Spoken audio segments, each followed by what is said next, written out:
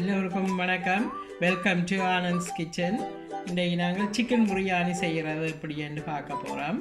வாங்க வீடியோக்குள்ளே போகலாம். ஓகே, இப்போ பிரியாணிக்கு சட்டி சூடாகி கொண்டிருக்குது.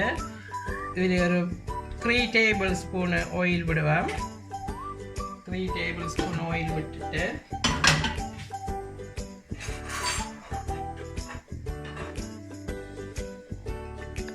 ஆயில் சூடாகி கொண்டிருக்குது. ஸ்பைசஸ் போடுவோம்.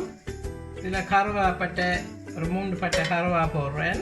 கருவாப்பட்டை, ஸ்டார் சீட்ஸ், கராம்பு. இதில் ஒரு 5-6 கராம்பு இருக்குது, 5-6 ஏலக்காய் இருக்குது. இது பே லீஃப், பிரிஞ்சிலின்னு சொல்கிறேன், பிரியாணி லீஃப்னு சொல்லுவினேன். ஜாதிக்காய் பூ கொஞ்சம், பெருஞ்சீரகம் ஒரு டீஸ்பூன் அளவு பெருஞ்சீரகம் போட்டு கொஞ்சம் வதங்கி கொண்டு வருது. வதங்கிக்குள்ள வெங்காயத்தை போடுவேன். இதில் 2 மீடியம் வெங்காயம் வட்டி வச்சுருக்கிறேன். சின்ன மெல்லிசா அப்படி 2 மீடியம் வெங்காயம் போட்டு கொஞ்சம் வதங்கட்டும். இந்த வெங்காயம் வதங்கி கொண்டிருக்குது. கிட்டத்தட்ட ஒரு 4 மினிட்ஸ் இப்போ வதங்கிட்டுது. நீங்கள் வதக்கி கொண்டு வரைக்க இந்த கலரை பாருங்கோ, கோல்டன் ப்ரௌனாக வரைய வந்ததுன்னா ஓகே. இதில் சின்ன மிளகாய் நான் ஒரு 6 மிளகாய் போடுறேன். பச்சை மிளகாய் 6, இது கொஞ்சம் சின்ன 2 வழியாக 6 போடுறேன். கொஞ்சம் உரைப்பம் வேணும் கூட எங்களுக்கு, அதால் கொஞ்சம் 6 மிளகாய் போடுறேன். நீங்கள் உங்களோட உரைப்புக்கு ஏற்ற மாதிரி போடுங்கோ. எப்போவுமே நான் சொல்கிறது உங்கள் உப்பு, உரைப்பு, புளி எல்லாம் நீங்கள் வைக்கிற அமௌண்ட்டுக்கு தான் போட வேணும். நாங்கள் இதில் அந்த மெதட்டை தான் சொல்கிறேன். வதங்கட்டும். பார்த்தீங்கன்னா இது வதங்கிட்டுது. நீங்கள் ஒவ்வொரு பொருளை ஆட் பண்ணுவோம். இதில்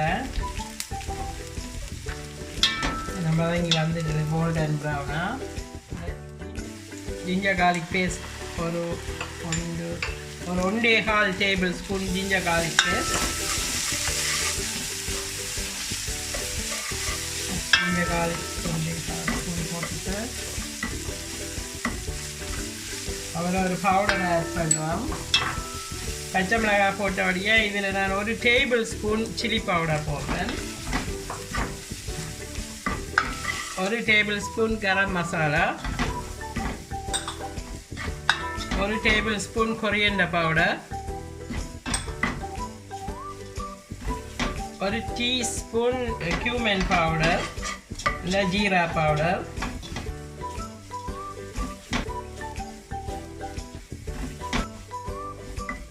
1/2 டீஸ்பூன் மஞ்சள் பவுடர், மஞ்சள் பொடி.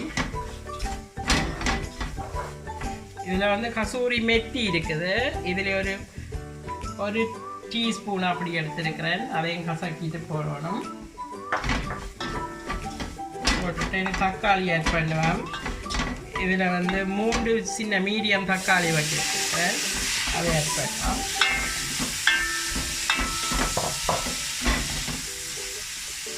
இவ்வளோத்துக்கும் கொஞ்சம் உப்பு போட போகிறேன். தக்காளி அதை வதங்குறதுக்கு எல்லாத்தையும் சேர்த்து 1 டீஸ்பூன் போடுறேன். இப்போ உப்பு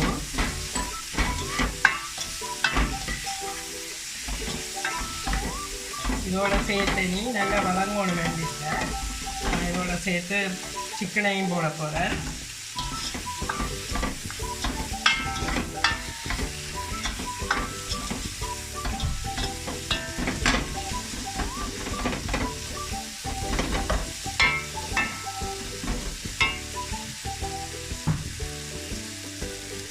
இந்த ஸ்டேஜ்லேயே ஒரு டேபிள் ஸ்பூன் நெய் போடுறேன். இப்போ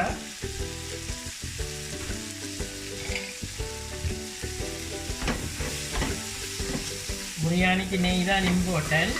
நாங்கள் ஆயில் கொஞ்சம் குறை வேண்டபடியாக குறைச்சி தான் போடுறேன். நீங்கள் உங்களுடைய அமௌண்ட்டுக்கு கூட வேணுமென்றாலும் விடலாம்.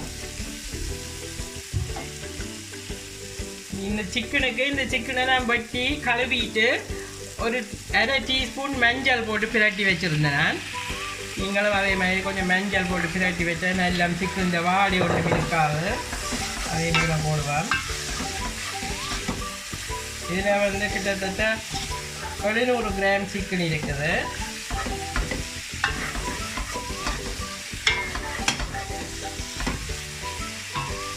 சிக்கன் வதங்கி கொண்டிருக்குது.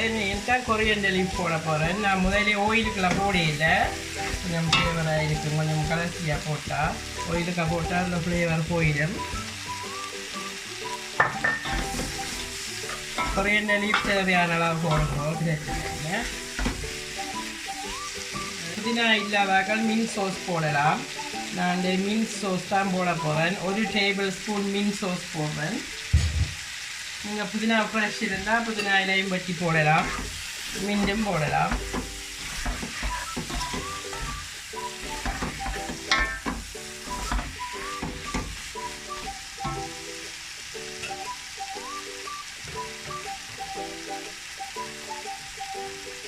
கொஞ்சம் வதங்கி கொண்டிருக்குது. இது கொஞ்சம் நெருப்பை கொஞ்சம் சிம்மில் குறைச்சி விட்டுட்டு கொஞ்சம் மூடி விட போகிறேன். கொஞ்சம் மூடி போட்டு ஒரு 2-3 மினிட்ஸ் விட்டுட்டு பார்ப்போம். எங்கிட்ட ஒரு மூடி ஒரு 3 மினிட்ஸ் ஆகிட்டுது. இப்போ இதெல்லாம் திரண்டு வந்துட்டு இந்த மாதிரி பவுடர்கள் எல்லாம் சிக்கனில் ஊறி இந்த ஸ்டேஜில் யோகர்ட் ஆட் பண்ண போகிறேன். இது ஒரு 2 டேபிள் ஸ்பூன் யோகர்ட் போடுறேன். 2.5 யோகர்ட் உங்களால் கூட வேணுமெண்டா போடலாம். 10 டேபிள் ஸ்பூன் காரம் இருக்கு.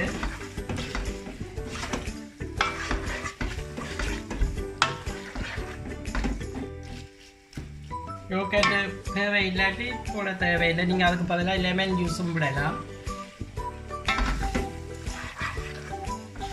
சில பேருக்கு யோகர்ட் பிடிக்காது, அவைக்கு பதிலாக லெமன் ஜூஸை போட்டு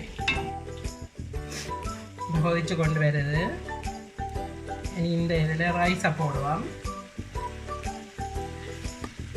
இதில் வந்து 800 கிராம் ரைஸ் எடுத்து வச்சுருக்கிறேன். இதை முதலே கழுவி ஒரு 20 மினிட்ஸ் தண்ணியில் ஊற விட்டது. அதை இதில் ஆட் பண்ண போகிறேன். இது வந்து தம் பிரியாணிக்கு ரைஸை நீங்கள் முதலே கொஞ்சம் கழுவி நனையா விட்டீங்கன்னா ஈஸியாக இருக்கும். ஒரு 15-20 மினிட்ஸுக்கு.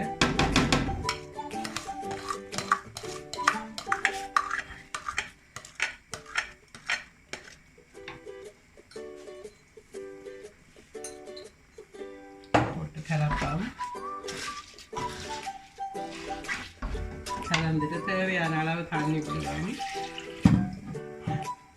தண்ணி இதுக்கு ஃப்ளாட்டாக இருக்க வேணும், ஓவராக கூட விடக்கூடாது.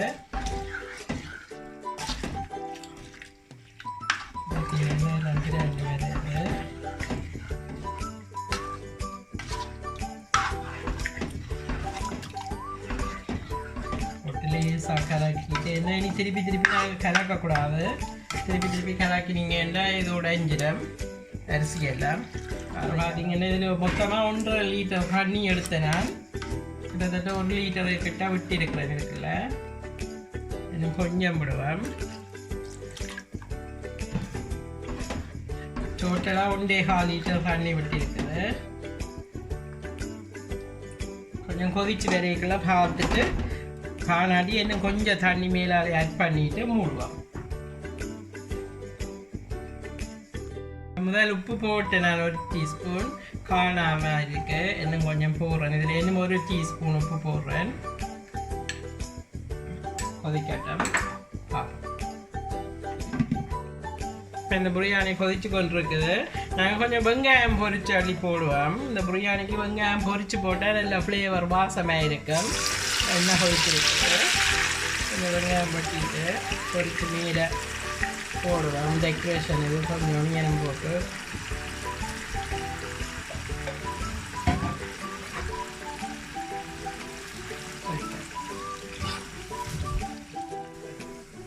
இப்போ பார்த்தீங்கன்னா இந்த பிரியாணிக்கு வெங்காயம் கோல்டன் ப்ரௌனாக பொரிஞ்சிட்டு கொஞ்சம் விட்டுட்டு எடுப்போம்.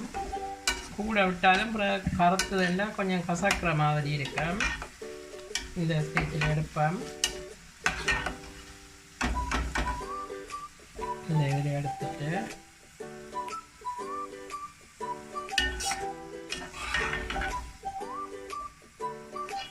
வெங்காயம் எல்லாம் அள்ளி எடுத்துட்டோம். இன்னைக்கு கொஞ்சம் டெக்கரேஷனுக்கு ரெட் அண்ட் க்ரீன் பெப்பர் போடுவோம். கேப்சிகம் குடமிளகான்னு சொல்லுவாங்க, அதெல்லாம் கொஞ்சம் பொரிச்சு எடுப்போம். ஆயில் இருந்தபடியாக அதிலேயே பொரிக்கிறேன். அப்படி இல்லாட்டி உங்களுக்கு ஆயில் நிறைய டிப் பண்ணி பொரிக்க வேண்டாம்னா சும்மா ஃப்ரைங் பேனுக்கெல்லாம் போட்டு லேசாக வதக்கிட்டும் போடலாம். பொரிச்சு எடுத்துட்டு பார்த்தீங்கன்னா இது பொரிஞ்சிடுது. இது நல்லா கருப்பாக பொரிய விடக்கூடாது, டார்க்காக இப்படி போட்டுட்டு சும்மா ஒரு 1 மினிட்லேயே எடுக்க வேணும். போட்டு எடுப்போம். அது 1 மினிட்லேயே எடுத்துட்டிங்கன்னா ஓகே.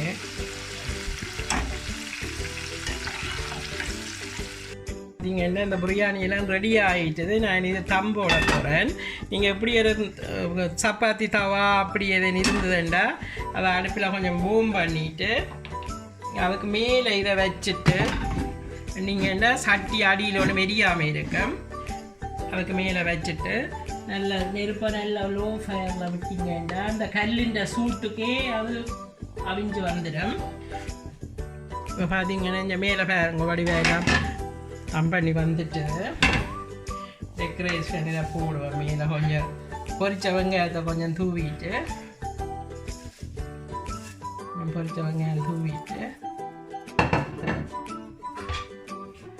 மேலே இந்த ரெட் அண்ட் க்ரீன் பெப்பரையும் போடுவோம். கொஞ்சம்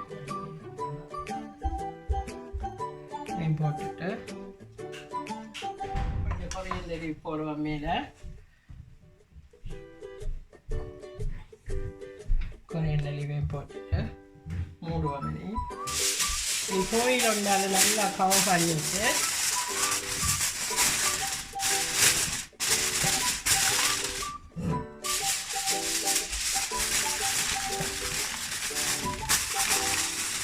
கோயிலால் நல்லா கவர் பண்ணிட்டு நீங்கள் மூடினீங்கன்னா இந்த ஏர் வெளியில் போகாமல் இருக்கும். உங்களுக்கு கூட நல்லா மேலே எல்லாம் அவிஞ்சு நல்ல வடிவாக வரும். சில பேர் இதுக்கு மேலே மூடியில் நெருப்பெரிச்சு செய்கிறதுண்டா மேலே மூடியை வச்சுட்டு தணல் போடுவினா. நாங்கள் தணல் போடையில் இங்கே நாம் அப்படி செய்ய கொஞ்சம் கஷ்டம். இப்போ இப்படி இருக்குது, அதனால் இப்படி செய்து தம் பண்ண விட்டுட்டு இப்படி ஒரு 10 மினிட்ஸ் விட போகிறேன். பிரியாணிக்கு இப்போ நாங்கள் இந்த சைட்டுக்கு சம்பல் கொஞ்சம் செய்ய போகிறோம். இதுக்கு ரெட் ஒனியனும் டொமேட்டோவும் வெட்டி வச்சுருக்குது. தக்காளியும் ரெட் ஒனியனும் வெட்டிட்டு அதோட ஒரு கொஞ்சம் சோல்ட் ஆட் பண்ணுவோம். சோல்ட் தேவையான அளவு தான், ஒரு 1/4 டீஸ்பூன் அப்படி சோல்ட். இது வந்து ஃப்ரெஷ் சில்லியும் மாசி தூளும் இடித்தது, அது உங்களுக்கு தேவையான அளவு தான், அளவில்லை. இடிச்சுட்டு இது கொஞ்சம் லெமன் ஜூஸ் விடுவோம். ஃப்ரெஷ் தேசிக்காய் கொஞ்சம் விடுவோம். இது நல்லா இருக்கும் பிரியாணி அதுகளுக்கு சாப்பிட. ஒனியன் சலாட் நீங்கள் இப்படி செய்து பாருங்கோ.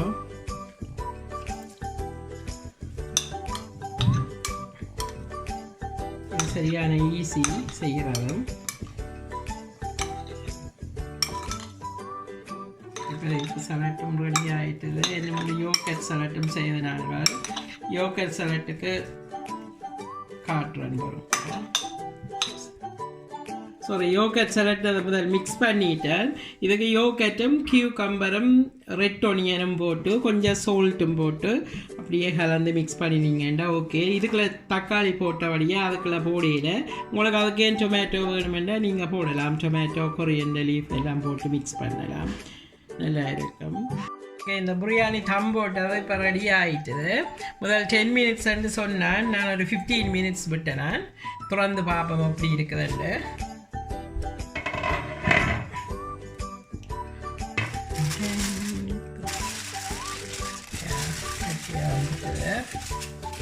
பார்த்தீங்கன்னா மேலே ரைஸ் எல்லாம் அழிஞ்சிட்டது, அப்படி வந்துருக்குது. மேலே கொஞ்சம் கிண்டி பார்ப்போம். நீங்கள் எப்போ பிரியாணி திறந்த உடனே அகப்பை வச்சு கிண்டாதேங்கோ, ஸ்பூன் வச்சு கிண்டினீங்கன்னா சூட்டோட ரைஸ் எல்லாம் உடைஞ்சிடும். எப்போ ஒரு ஃபோக் மாதிரியோ ஒரு இதால் அப்படி ஃபோக்கால் கிண்டி மெல்ல மெல்லமாக அப்படி கிண்டினீங்கன்னா உடையாமல் நல்லா உதிரி உதிரியாக வரும். இந்த வேறுங்கோ மேலே வெங்காயம் பொரித்து போட்டது நல்ல ஃப்ளேவர் வந்திருக்குது, நல்ல வாசமாக இருக்குது. இங்கே பார்த்தீங்களா அப்படி உதிரி உதிரியாக கிண்டி நல்ல இதாக எடுக்கலாம் உடையாமலுக்கு. கொஞ்சம் இப்படியே கொஞ்சம் கொஞ்சமாக இந்த லேயராக கிண்டி கொண்டு போனீங்கன்னா எல்லாம் அப்படியே சேர்ந்துடும். ஓகே இருக்கும். அப்போ இது ஒட்டாமல் இருக்குது. இப்போ பார்த்தீங்கன்னா இந்த பிரியாணி எல்லாம் செய்து ரெடியாக வந்துட்டுது. நான் இதுக்கு ஒனியன் எல்லாம் பொரித்து போட்டேன். அது நல்லா வந்திருக்குது. நீங்களும் இந்த ஒனியன் கொஞ்சம் பொரித்து இப்படி சாப்பிடக்கல சைட்டில் வச்சுட்டு சாப்பிட்டீங்கன்னா க்ரன்ச்சியாக பிரியாணியோட சேர்த்து சாப்பிடக்கல நல்லா இருக்கும். இதுக்கு யோகட் சலாட்டும் ஒனியன் சலாட்டும் செய்திருக்கிறோம். நீங்கள் உங்களுக்கு என்ன சலாட் விருப்பமோ நீங்கள் அதே மாதிரி செய்து சாப்பிடலாம், உங்களுக்கு பிடிச்ச மாதிரி. மற்ற பிரியாணியெல்லாம் கூட்டி கடைசியில் உப்பு இது எல்லாத்தையும் பார்த்துட்டு நீங்கள் தம் போட்டிங்கன்னா கடைசியில் நல்லா கரெக்டாக வரும் எல்லாம். இந்த வீடியோ உங்களுக்கு பிடிச்சிருந்தால் லைக் பண்ணுங்க, கமெண்ட் பண்ணுங்க, ஷேர் பண்ணுங்க, மறக்காமல் சப்ஸ்கிரைப் பண்ணுங்க. தேங்க்யூ, பாய்.